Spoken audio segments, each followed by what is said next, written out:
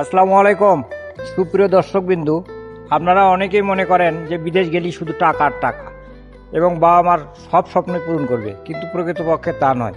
বিদেশের সব বাবা মার স্বপ্নই পূরণ হয় না। যেমন এই ধরুন, এই যে আমি ইনকাম করি কত, আর আমার প্রতি মাসে সিগারেট খাইতে যায় 600 রিয়াল, 100 রিয়াল যায় চা খাইতে, আর খানা তো বাদই থাকলো।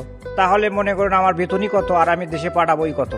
যারা প্রকৃতপক্ষে বিদেশ থাকে তারাই জানে বিদেশে আপনি আসলেই স্বপ্ন পূরণ হবে। ওর চাইতে বিদেশ আসার আগে হাজারবার ভাবুন, এই যে আমি 6 লক্ষ বা 6,50,000 টাকা দিয়ে সৌদি আরব আসবো, এই টাকা আমি তুলতে পারবো কিনা।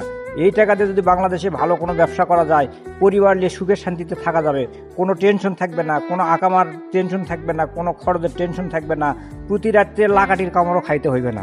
5 ফুট বাই 2 ফুট বেডের উপরে শুয়ে থাকা, কাপড় চোপড় নিজের পরিষ্কার করা, নিজে রান্না করে খাওয়া, এর চেয়ে কষ্ট বাংলাদেশে যদি করতে পারেন বেশি ইনকাম করতে পারবেন।